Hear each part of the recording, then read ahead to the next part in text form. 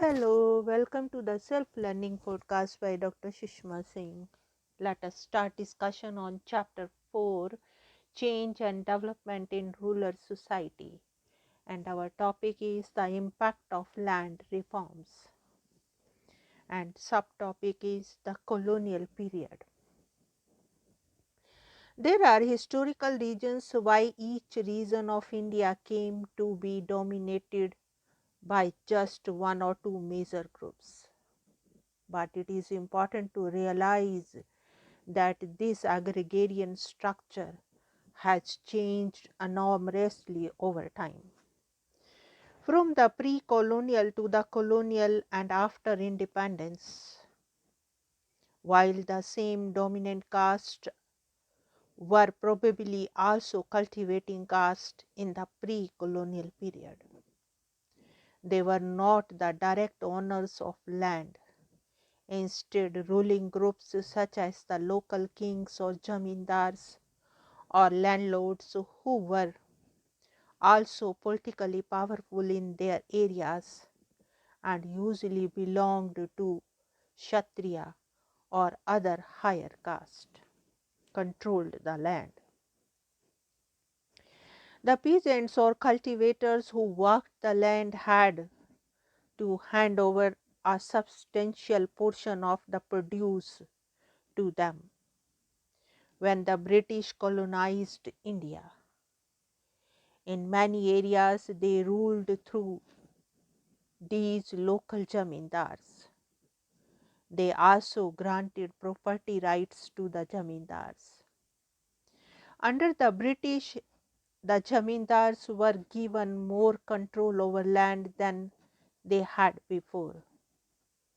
Since the colonizers also imposed a heavy land revenue on agriculture, the jamindars extracted as much produce or money as they could out of the cultivators. One result of this Jamindari system was that agricultural production stagnated or declined during much of the period of British rule. For peasants fled from oppressive landlords and frequent famines and wars decimated the population. Many districts of colonial India were administered through the Jamindari system. In other areas, they were under the direct British rule, had what was called the Rayatwari system of land settlement. Rayat means cultivator in Telugu. In this system, the actual cultivators, who were themselves often landlords and not cultivators, rather than jamindars, were responsible for paying the tax. Because the colonial government dealt directly with the farmers or landlords rather than through the overlords, the burden of taxation was less and cultivators had more incentive to invest in agriculture. As a result, these areas became relatively more productive and prosperous. This background about land revenue administration in colonial India, much of which you have learned in your history books, is important to keep in mind when studying the agrarian structure of present day India. This is because it is through a series of changes starting in this period that the current structure evolved. Now let us move to the next point, independent India. After India became independent, Nehru and his policy advisors embarked on the program of planned development that focused on agrarian reform as well as industrialization. The policy makers were responding to the dismal agricultural situation in India at that time. This was marked by low productivity, dependence on imported food grains, and the intense poverty of a large section of the rural population. They felt that a major reform in the agrarian structure, and especially in the land holding system and the distribution of land, was necessary if agriculture were to progress. From the 1950s to 1970s, a series of land reform laws were passed at the national level as well as in the states that were intended to bring about these changes. The first important legislation was the abolition of the Jamindari system, which removed the layer of intermediaries who stood between the cultivators and the state. Of all the land reform laws that were passed, this was probably the most effective, for in most areas it succeeded in taking out the superior rights of the jamindars over the land and weakening their economic and political power. This did not happen without a struggle, of course, but ultimately the effect was to strengthen the position of the actual landholders and cultivators at the local level. However, Jamindari abolition did not wipe out land ordism or the tenancy or sharecropping systems, which continued in many areas. It only removed the top layer of landlords in the multi-layered agrarian structure. Among the other major land reform laws that were introduced were the Tenancy Abolition and Regulation Acts.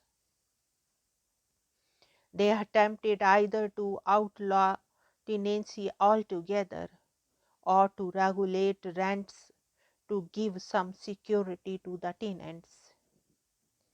In most of the states, these laws were never implemented very effectively. In West Bengal and Kerala, there was a radical restructuring of agrarian structure that gave land rights to the tenants. The third major category of land reform laws were the Land Ceiling Acts.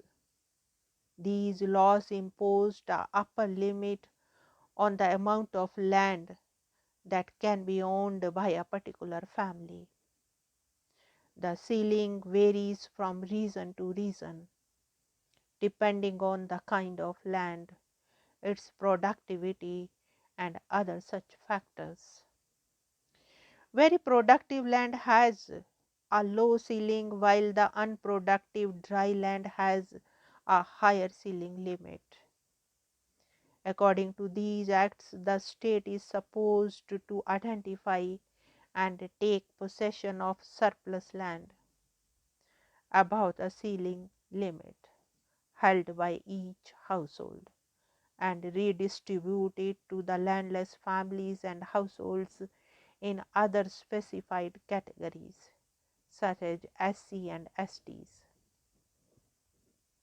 But in most of the states, these acts proved to be toothless. There were many loopholes and other strategies through which most landowners were able to escape from having their surplus land taken over by the state.